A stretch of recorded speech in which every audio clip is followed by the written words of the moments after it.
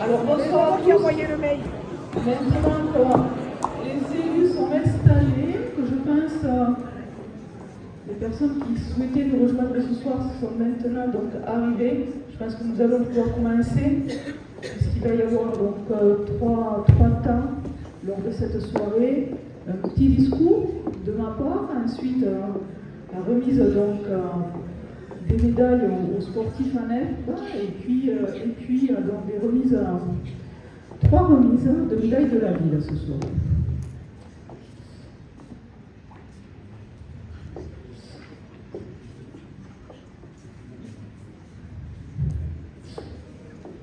Alors, Madame Karine Barrière, notre conseillère départementale, Mesdames et Messieurs les maires des communes voisines, Mesdames et Messieurs les membres du conseil municipal, Mesdames et Messieurs les membres du conseil municipal des enfants, ce soir, puisque nous avons des représentants, Mesdames et Messieurs les représentants des associations, Mesdames et Messieurs les Estrettes-Fontaines et Estrettes-Fontaines. C'est toujours un très grand plaisir pour moi et pour le conseil municipal de vous retrouver. Donc en début d'année, notamment en ce début d'année 2025, pour cette traditionnelle cérémonie de vœux.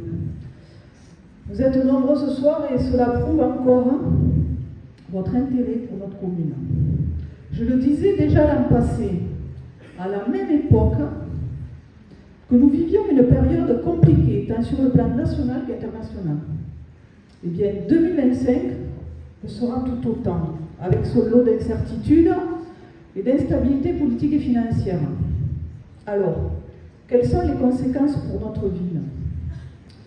Même s'il est encore trop tôt pour en mesurer les répercussions concrètes, ce contexte ne saurait donner un coup d'arrêt à notre vie municipale.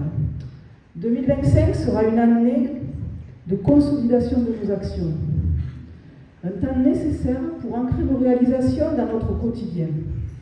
En 2020, nous avions établi, avec l'équipe municipale, une feuille de route sur la base de nos engagements, auprès de vous, avec des projets raisonnables et utiles pour l'ensemble des citoyens, donc pour l'ensemble d'entre nous. Nous avons maintenu le cap, puisque, dans un premier temps, les taux des taxes communales n'ont pas augmenté depuis 2014. Cela fait 10 ans que la commune n'a pas augmenté ses taux. Et pour autant, comme vous avez pu le voir, le constater, nos projets sont devenus des réalités. En matière d'enfance et d'éducation, nous avons accompagné l'ouverture du nouveau collège qui permet à nos jeunes de poursuivre leur scolarité à Castelnau. Pour cela, nous avons sécurisé les déplacements en créant des trottoirs et une piste cyclable sur la route de Villeneuve, les Boulocs et au chemin des Bordes. Dans la continuité encore, nous construisons actuellement un terrain de grand jeu à Fond-d'Adam, ce qui va permettre aux collégiens d'y pratiquer le foot, le rugby, l'athlétisme, mais pas que, puisque ce nouvel équipement sera ouvert aussi aux clubs sportifs en dehors du temps scolaire. Enfin, pour être complet en matière de carte scolaire, sachez que nous avons candidaté aussi pour accueillir un lycée à l'horizon 2032. Nous attendons la décision maintenant de la région, qui devrait arriver dans les 6 prochains mois. En France toujours, le bien manger à l'école, qui reste une priorité pour nous, et notre restauration scolaire est aujourd'hui unanimement reconnue à l'extérieur pour son savoir-faire et sa qualité. Et plus que jamais, nous continuons à privilégier les circuits courts et les produits bio. Alors juste un chiffre, maintenant nous sommes à plus de 55% des produits qui sont servis dans notre restaurant scolaire, à plus de 55% de produits bio, dans les assiettes de nos enfants. Autre priorité, la qualité du service rendu aux familles, lors du temps d'accueil des enfants, que ce soit pendant les vacances ou après la classe. On ne peut que constater et se féliciter d'avoir une équipe d'animateurs qui déploie des trésors d'imagination pour proposer aux enfants des programmes qui plaisent à nos jeunes. En matière d'éducation et de citoyenneté, nous venons d'installer le premier conseil municipal des enfants.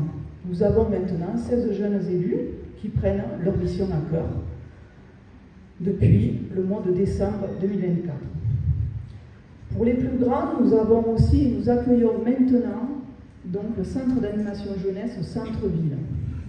C'est une compétence intercommunale, mais nous devions, nous, sur la commune de Castelnau-d'Estrettefort, de proposer un autre lieu pour accueillir donc, ce centre d'animation jeunesse. Et maintenant, c'est fait. Ils sont à 2 pas de la médiathèque et au plus près de notre offre culturelle et aussi du centre de loisirs, dans un environnement aussi qui est beaucoup plus enclin à ce qu'ils puissent faire des activités.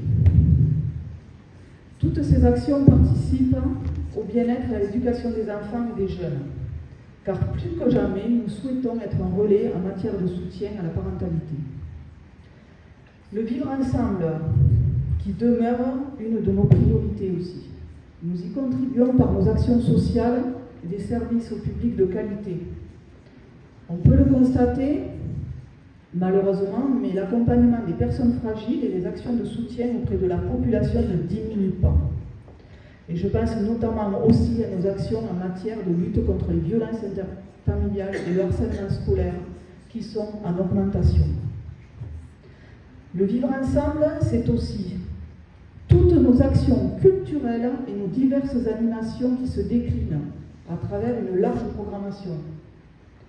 Alors, je vais peut-être vous les citer, mais vous les avez en tête, puisque ce que vous pouvez voir comme programmation au fil de l'année, où vous êtes, pour la plupart d'entre vous, très présents, c'est le carnaval, le printemps des arts, autour du jardin, la fête de la musique, la fête du sport, les journées du patrimoine, les rendez-vous avec l'humour et le marché de Noël.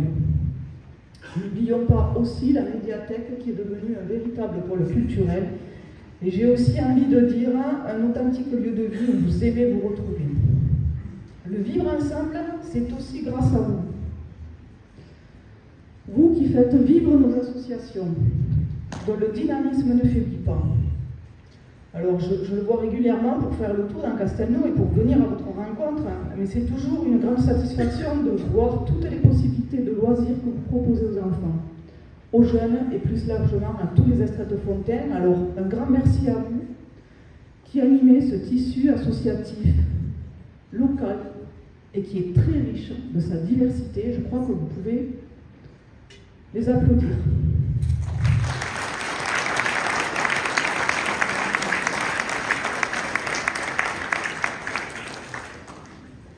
Notre engagement aussi pour préserver la qualité de vie à Castelnau-d'Estrettefort, c'est un axe fort aussi de notre action municipale.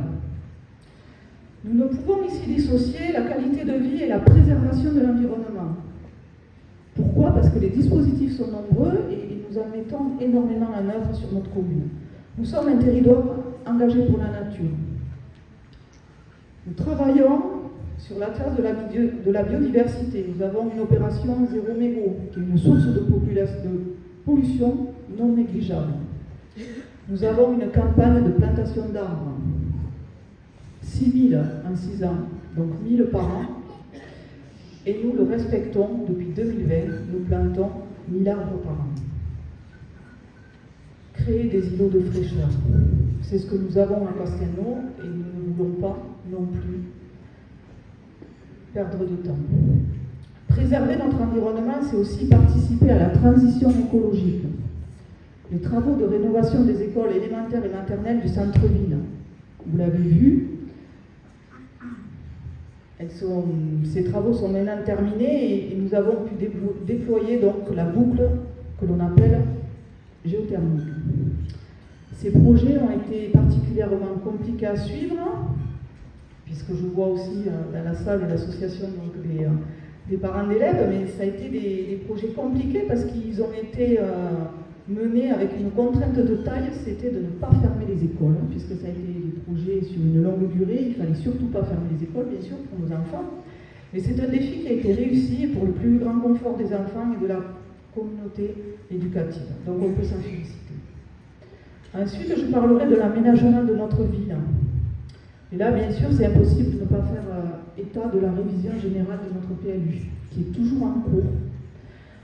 La révision générale d'un PLU dans une commune prend du temps. C'est une chose qui n'est pas facile parce que nous sommes énormément contraints. Et nous sommes aussi contraints puisque nous avons des règles à respecter, des règles qui ont changé il y a maintenant quelques années, mais ça fait à peu près 3-4 ans, et des règles qui ont changé, qui s'appellent les règles de la loi ZAN, du zéro artificialisation nette. Juste pour faire court sur ce sujet, c'est réduire 50% de notre surface constructible que ce que nous avons pu consommer entre 2011 et 2021. Donc vous pouvez imaginer que ce n'est pas une chose facile à faire. Durant ces derniers mois, nous avons aussi organisé à plusieurs reprises des temps d'échange avec vous, que ce soit sur plusieurs ateliers participatifs et des réunions de concertation pour réfléchir ensemble à l'aménagement de la ville de demain. Des rencontres donc de citoyens pour pouvoir échanger avec nous, avec les bureaux d'études qui travaillent aussi sur la commune, et pour avoir donc votre vision à vous, les Estrettes-Fontaines, sur quel est le devenir de Castelnau et qu'est-ce que vous souhaitez pour la ville de demain. Aujourd'hui, notre ville, avec ses 7025 habitants, nous avons passé le cap des 7000, ça y est reconnue, ça on le sait, pour son dynamisme dans le nord toulousain, pour la richesse de ses projets, mais aussi par sa facilité d'accès. Alors, nous avons un projet d'envergure, vous le savez, vous en avez déjà entendu parler, maintenant depuis 2 ans en termes de transport. C'est ce fameux projet de pôle d'échange multimodal. Qu'est-ce que c'est un pôle d'échange multimodal? C'est avoir plusieurs modes de déplacement qui se concentrent à un endroit et où on pourra utiliser plusieurs modes de déplacement. Et je parle bien sûr de l'aménagement de ce pôle d'échange multimodal à la gare et de l'aménagement d'un quartier autour de la gare. Ça, c'est un projet donc, sur lequel nous travaillons depuis 2 ans. Le pôle d'échange multimodal, dont la compétence en revient à la région, puisque c'est la région qui a la compétence mobilité. Mais ensuite, nous, communes, nous sommes donc les premiers à pouvoir réfléchir avec tous les partenaires sur ce projet-là, avec cet aménagement aussi. Pourquoi ce projet est un projet de grande envergure? Parce qu'il va de pair avec les aménagements ferroviaires du nord toulousain. Ces aménagements, vous le savez, ils ont commencé maintenant, hein, vous l'avez, pour la plupart d'entre nous, on les entend, on sait que les travaux ont commencé, et ces aménagements dans le futur vont permettre d'accroître l'utilisation du train au quotidien, puisqu'il va y avoir un cadencement qui sera possible avec un train toutes les 15 minutes pour rejoindre donc, les grands axes, que ce soit Toulouse, la métropole ou bien sûr Montauban. Et aujourd'hui, ce n'est pas de peu de penser finalement que la mobilité est aussi un axe majeur pour notre territoire, pour le nord toulousain. Puisque se déplacer, vous le constatez au quotidien, on a de plus en plus de mal à se déplacer en voiture. Vous le voyez sur nos routes, la rocade de Toulouse est très très engorgée. Et maintenant, sur la RD 820, sur notre territoire, et quand vous faites Montauban, Castelnau et que vous continuez vers la métropole, on peut voir qu'il y a une densité très très énorme maintenant sur nos routes. Donc faciliter pour quand on ne peut pas effectivement, quand on peut prendre le train, faciliter ces déplacements en transport en commun, en train, en covoiturage aussi. Nous avons développé une action il y a à peu près 15 jours au niveau de l'intercommunalité, donc de développer aussi le covoiturage, que ce soit pour les entreprises du territoire, mais pas que, pour nous aussi, donc Estrettes-Fontaines et citoyens de la communauté de communes du Frontonnais pour pouvoir faciliter le covoiturage. Ensuite, nous avons aussi, vous avez pu le voir, notre politique de dynamisation du centre-ville. Ça veut dire faciliter l'implantation de nouveaux commerces. Alors, ce n'est pas chose facile, l'implantation de nouveaux commerces dans notre centre de Castelnau, mais là aussi une avancée majeure, puisqu'on a œuvré pour installer des lieux de convivialité, et vous avez pu le voir. Il y a eu au mois de mai, donc, l'ouverture d'une brasserie dans la Grande Rue. Ensuite, nous avions aussi dit la démolition de l'ancienne halle près de la place Laglaise. Elle est maintenant démolie, vous l'avez vu, et on va pouvoir donc avoir une réflexion ensemble sur l'aménagement de ce site. La dynamisation du centre-ville, c'est aussi les travaux de la mairie. Les travaux travaux de la mairie qui ne sont pas terminés, puisque vous pouvez le voir quand vous passez devant la mairie, on a l'impression d'avoir vraiment une gruyère maintenant. Nous avons donc toute la première partie derrière la mairie avec la nouvelle salle des mariages et les bureaux de certains agents, de certains services qui sont déjà donc réceptionnés depuis le mois de septembre 2024. Et la deuxième phase va pouvoir être réceptionnée au mois de septembre. Donc vous aurez, l'accueil ne sera plus à l'ancienne maison de la culture, mais il va reprendre, je dirais, sa place d'antan. Ensuite, sur notre commune et nos actions aussi communales, notre politique, c'est favoriser l'accès à la santé. Favoriser l'accès à la santé, pourquoi? Vous êtes de plus en plus nombreux, une commune qui se développe, et bien sûr, je l'entends souvent, pas que chez nous, hein, bien sûr, sur les communes voisines, pas assez de médecins aussi. Mais écoutez, nous y sommes enfin.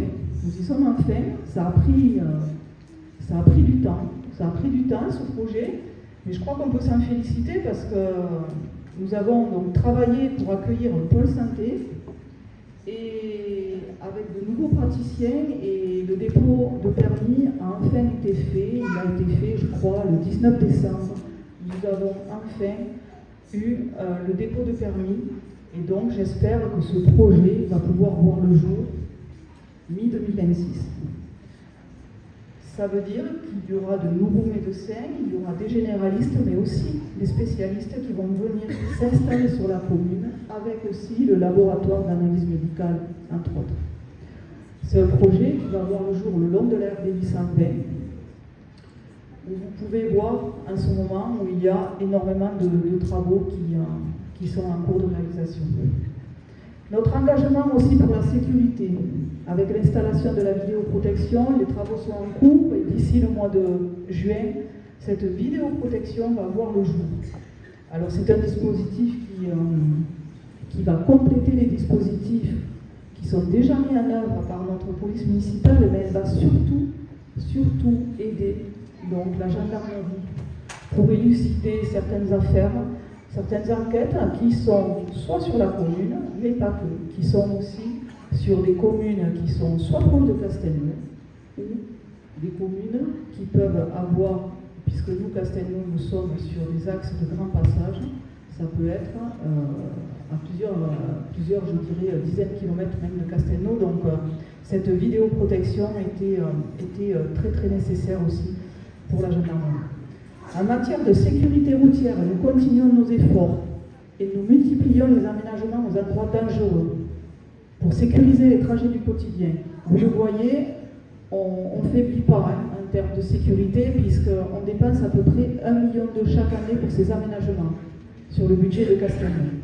On peut le voir, on a réalisé des trottoirs, on modernise la voirie, donc les plus importants, vous les avez vus en 2024, c'est où? C'est la route de Villeneuve, les boulots pour l'accès au collège pour sécuriser les enfants, c'est le chemin des Bordes où il manque encore une 3e tranche, la rue du Capèche qui a commencé il n'y a pas très longtemps, je crois que c'était début décembre, qui est en cours, et ensuite des aménagements beaucoup moins lourds qui sont aussi sur la commune, je pense notamment au plateau traversant aux Prieurs où on a complété ce que nous avions fait déjà.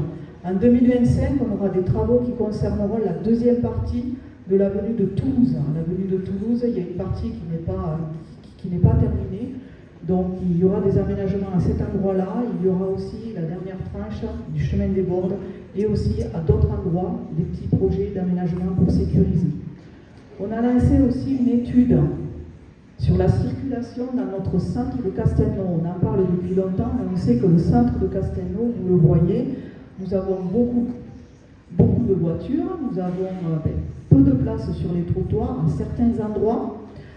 Nous avons des difficultés aussi, même en mettant donc une zone de rencontre qui effectivement est difficile à respecter en termes de vitesse, puisque l'idée en zone de rencontre, c'est de limiter aussi la vitesse. Limiter la vitesse, c'est compliqué, mais c'est aussi faire prendre conscience aux conducteurs qui sont dans les voitures, qui ne sont plus prioritaires. dans ce centre de Castelnau. Aujourd'hui, les prioritaires, c'est les piétons. Ça veut dire que les piétons ont le droit de se retrouver sur la chaussée dans le centre, pas pour discuter, pas pour passer du temps sur la chaussée, mais ils ont le droit de s'y retrouver pour traverser. Donc ça veut dire que la voiture aujourd'hui n'est plus prioritaire. Donc c'est déjà une avancée en attendant les scénarios qui seront choisis lors de cette étude pour rendre donc, ce centre de Castelnau beaucoup plus circulable. Ensuite, l'autre aménagement phare que nous avons, c'est la voie verte. La voie verte qui va relier donc en toute sécurité le centre de Castelnau, le centre-ville, au canal, à vélo ou à pied. Ça aussi, c'est une énorme avancée, en passant sous les 3 ponts. Ça veut dire qu'on va pouvoir enfin accéder au poumon vert qui est le canal en toute sécurité. Et j'espère, normalement, en septembre 2025, nous allons pouvoir l'inaugurer. Alors, vous le voyez, c'est un panorama de nos actions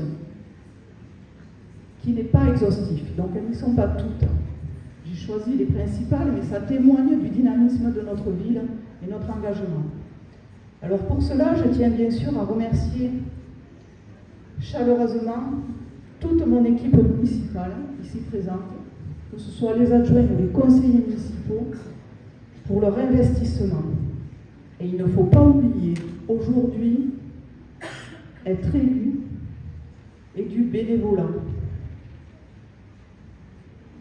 Tous mes remerciements aussi vont au personnel communal et au directeur général des services que vous avez dans la salle, M. Pascal Barat qui est là, parce que on ne peut pas se le cacher, ils s'investissent pleinement dans notre commune pour l'intérêt général, pour votre intérêt. Et sans ce travail collectif, notre ville ne serait pas ce qu'elle est aujourd'hui. C'est pour ça, je pense aussi qu'on peut les remercier.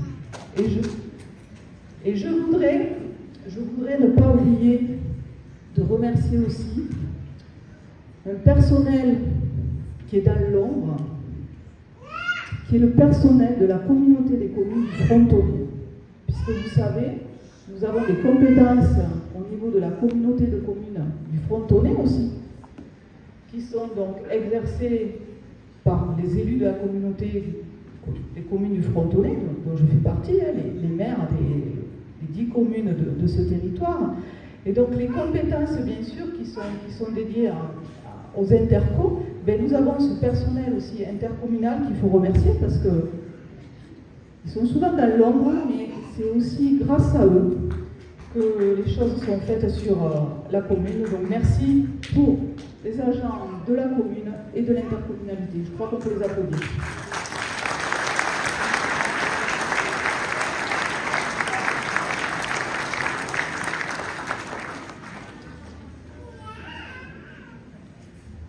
Alors maintenant, je vous souhaite de bons vœux dans nos projets communaux.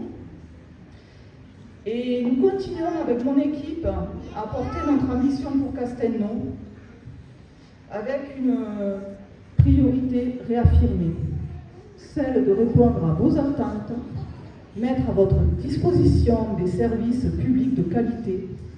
Et pour cela, nous nous retrouverons régulièrement, comme on l'a fait donc en 2024, sur le terrain, lors des rendez-vous aussi de proximité. Donc nous souhaitons cette année continuer à aller à votre rencontre pour agir ensemble pour notre vie. Et maintenant, il me reste finalement l'essentiel à vous dire. Je vous souhaite à chacun d'entre vous une excellente année 2025. Merci.